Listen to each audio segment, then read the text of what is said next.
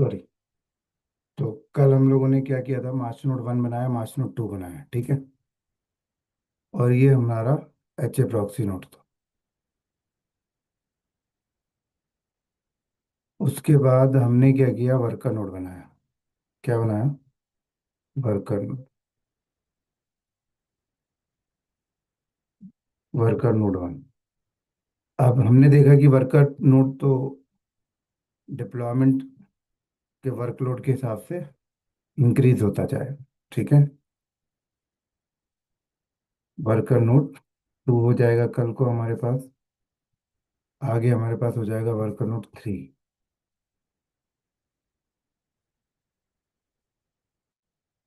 Worker note three.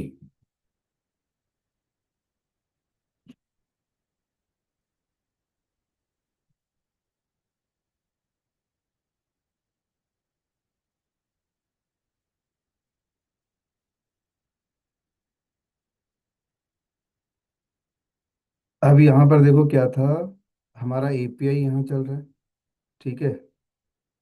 Scheduler हमारा यहाँ चल रहा है। कंट्रोलर हमारा यहाँ चल रहा था। और ईटीसीडी डाटाबेस हमारा यहाँ चल रहा था, ठीक है। यही था ना हमारे मास्टर नोड में, हम लोग बात करें तो। हाँ जी सर। और सेम हमारे पास यहाँ पर भी था। एपीआई हमारा चल रहा था।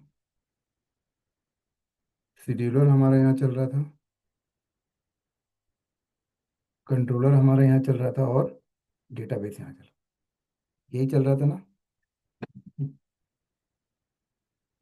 ठीक है। सर आवाज़ आ रही है?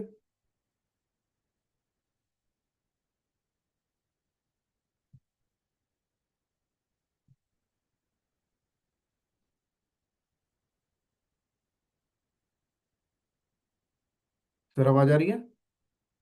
हेलो। हाँ सर। तो कल हमने क्या किया था sir, march node one, march node two और वर्कर नोड वन बनाया था हमने। और वर्कर नोड तो इंक्रीज होते जाएंगे आपके वर्कलोड के अकॉर्डिंग, ठीक है। हमने देखा कि एपीआई यहाँ चल रहा, शेड्यूलर यहाँ चल रहा, कंट्रोलर यहाँ चल रहा और डेटाबेस यहाँ चल रहा, ठीक है। अब पता है, स्क्रीन, सर स्क्रीन शेयर नहीं हो रहा है मेरे को। स्क्रीन शेयर नहीं है क्या? नहीं। अब दिख रहा है? हाँ, ये था इन्वायरमेंट हमारे पास। अब आप एक चीज नोटिस करो, कल हमने जब मास्टर नोड वन बनाया था तो हमें ना एक टोकन मिला था, है ना। क्या मिला था? टोकन। और उस टोकन के थ्रू हमने मास्टर नोड को ज्वाइन कराया था, तो आपस में हमारा डेटाबेस सिंक हो रहा होता है। क्या हो रहा होता है? सिंक हो रहा होता है, ठीक है। अब कंपनी का जो मैक्सिमम इन्वायरमेंट है वो क्या होता है, मैं आपको बता देता हूँ। एपीआई, शेड्यूलर, कंट्रोलर, ये तो एक नोड पे चलाते हैं। डेटाबेस को उठा के अलग नोड पे रख लेते हैं। क्या करते हैं? क्या करते हैं? Separate database. डेटाबेस अलग नोड पे रख देते हैं उठा के। क्योंकि जो यहाँ पर देखा जाए तो ज्यादा वर्कलोड किसके पास ऊपर आने वाला है, डेटाबेस के पास। किसके ऊपर? क्योंकि अगर हम लोग बात करें, एपीआई की भी बात करें, शेड्यूलर की भी बात करें, तो ये जस्ट प्रोसेस चलेंगे। लेकिन डेटा कहाँ स्टोर होगा? डेटाबेस में। तो कंपनी क्या करती है कि एक यहाँ पर ईटीसीडी डेटाबेस वन, एक ETCD database two, ETCD database two, ETCD database three, ठीक है। E database one, database two, database three.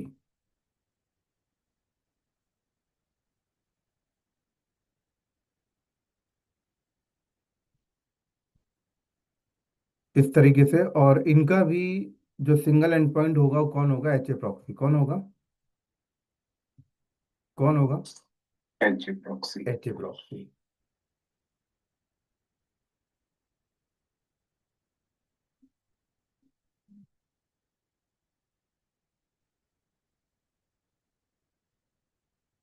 तो इस तरीके से हमारा नेक्स्ट टारगेट होगा जो हमें सेटअप करना है, ठीक है। मतलब हम तीन नोड अलग बनाएंगे, जिसमें हम डेटाबेस कॉन्फ़िगर करेंगे सिस्टम डी मोड में। किस में करेंगे? सिस्टम डी मोड में। जी। तो सिस्टम डी मोड में हमारा डेटाबेस चलेगा। ठीक है।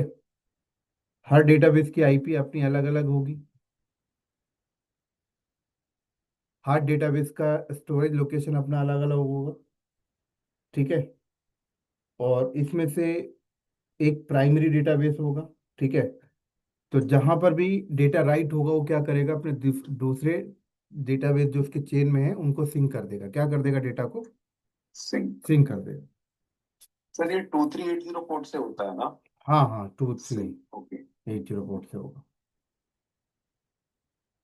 तो ये एक जो है रियल टाइम एनवायरनमेंट में इस तरीके से क्लस्टर आपको दिखेगा। ठीक है। तीन डेटाबेस, दो मास्टर नोड। अब वर्कलोड एनवायरनमेंट अगर बढ़ेगा तो डेटाबेस आपके आगे भी बढ़ सकते हैं। ठीक है। मास्टर नोड भी और भी रख सकते हो। और वर्कर नोड का तो पता ही है कि भाई वर्कलोड जैसे जैसा बढ़ता जाएगा वैसे वैसे वर्कर नोड इंक्रीज होते जाएंगे, है ना। अब डिफरेंट डिफरेंट प्रोजेक्ट्स हैं, नंबर ऑफ प्रोजेक्ट्स हैं, सारे प्रोजेक्ट्स के वर्कर नोड अलग अलग हैं। जैसे मान लो ये तीन वर्कर नोड हमने आईसीआईसी प्रोजेक्ट को दे दिया, ऐसे तीन वर्कर और नोड और डाल दिए जो एचडीएफसी प्रोजेक्ट को दे दिए, तीन वर्कर नोड और डाल दिए जो हमने एसबीआई प्रोजेक्ट को दे दिए। सारे वर्कर नोड कंट्रोल किसके थ्रू हो रहे हैं? ये इस मास नोड के थ्रू कंट्रोल हो रहे हैं। डेटा कहाँ स्टोर हो रहा है? ये डेटाबेस पे स्टोर हो रहा है। समझ आ रही ना? हाँ सर। तो इस तरीके से हम लोग आगे इन्वायरमेंट लेके जा सकते हैं। ठीक है।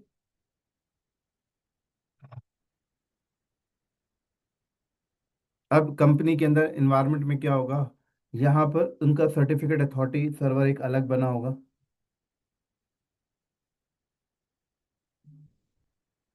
ठीक है। ये हमारा सर्टिफिकेट अथॉरिटी सर्वर है।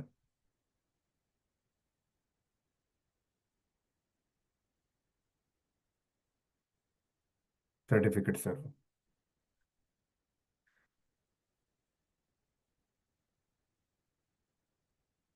और इसी के साथ साथ कंपनी के अंदर क्या और क्या होगा? जो वर्कर नोड, जो आपके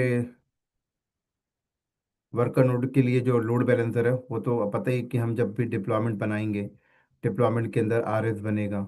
ठीक है। आरएस के अंदर जो भी पॉड होंगे, चाहे वो इस नोड में हो, चाहे वो इस नोड में हो, चाहे इस नोड में हो। ठीक है। किसी भी नोड में हो, है ना। ऊपर हमारे पास क्या होगा? ऊपर इसके ऊपर हमारी सर्विस होगी। क्या होगी? सर्विस होगी। ऊपर हमारे सर्विस होगी।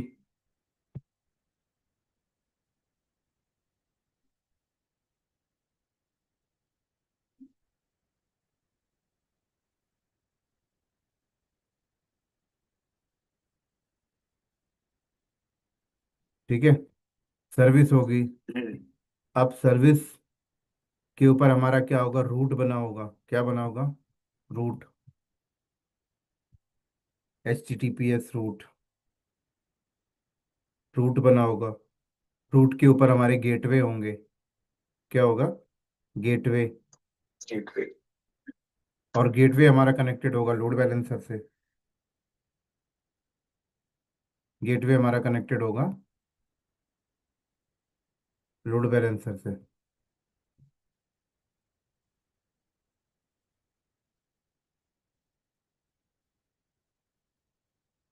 ठीक है। किससे होगा?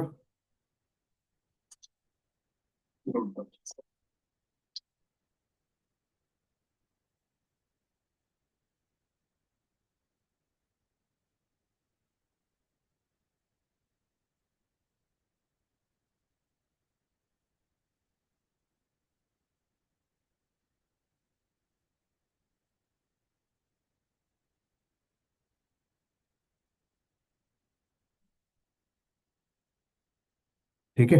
ये हमारा लोड बैलेंसर है। और फिर लोड बैलेंसर के ऊपर हमारा डीएनएस हो गया। क्या हो गया? डीएनएस।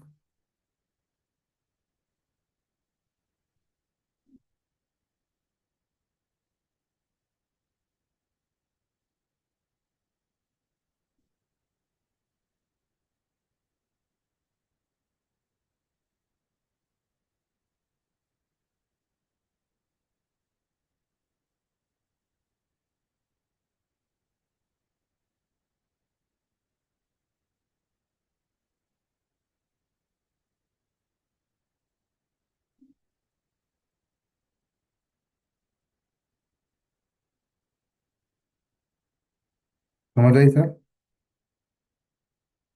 हाँ सर।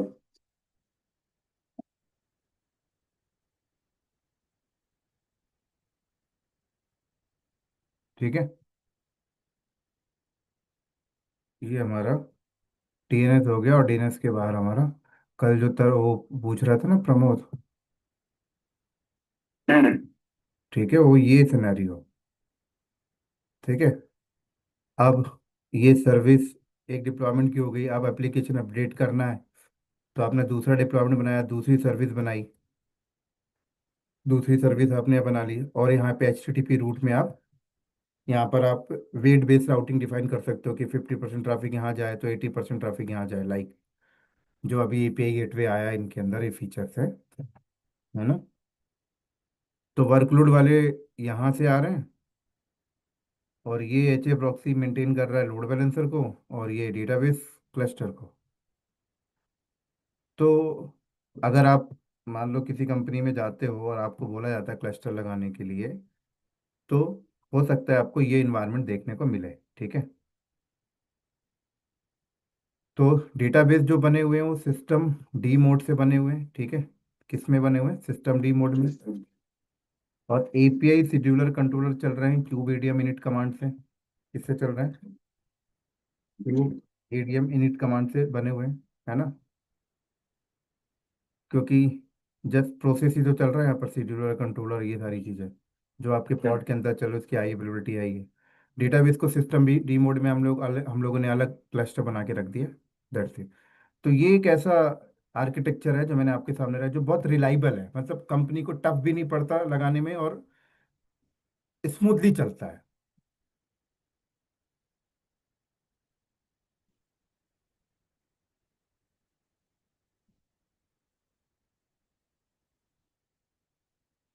समझ आ रही है मेरी बात यहाँ पर? हाँ सर। तो ये एक बहुत अच्छा इन्वायरमेंट है, आर्किटेक्चर है, जो मोस्टली कंपनियां इसको फॉलो करती हैं। जो हम देखें तो ऑन प्रेमाइसेस में भी उनका इस तरीके से चल रहा है, और चाहे तो क्लाउड में जाके इंफ्रा लेके भी कर सकते हैं। और जो स्टार्टिंग वाला एक कंसेप्ट मैंने आपको बताया था कि भाई एक डेटाबेस सिस्टम डी मोड में, फिर API data system D mode में, फिर सीरियल सिस्टम डी मोड में, फिर कंट्रोलर, वो भी ओके है नो डाउट, लेकिन वो बहुत ज़्यादा थोड़ा सा ना पेनफुल है मैन पावर के लिए, हम्म। है ना। तो कंपनी उसको प्रिफर करती है, बट उतना नहीं करती है। उसका कुछ हिस्सा यहाँ पे डेटाबेस में तो यूज कर ही रही है कंपनी। ठीक है। बाकी हमें एक बेटर अंडरस्टैंडिंग के लिए तो आ ही गया कि भाई उस तरीके से करने से ये बैकएंड में क्या हो रहा है, तो एक बेटर अंडरस्टैंडिंग हमें होना चाहिए, जो हमने करके देख ही लिया था। ठीक है। तो ये जो आर्किटेक्चर है सिनाल, ये एक ऐसा आर्किटेक्चर है कि अगर मान लो आपको कंपनी डे वन से हायर करती है और कहती है कि प्रोजेक्ट आया और आपको ही करना है, तो आप इजिली ये आर्किटेक्चर उन्हें देख के और उनका प्रोजेक्ट आप इजिली स्टार्ट करा सकते हैं, कोई दिक्कत नहीं आने वाली। क्योंकि देखो, क्योंकि वर्कलोड अगर बढ़ता है तो वर्कर नोड बढ़ाइए। ठीक है।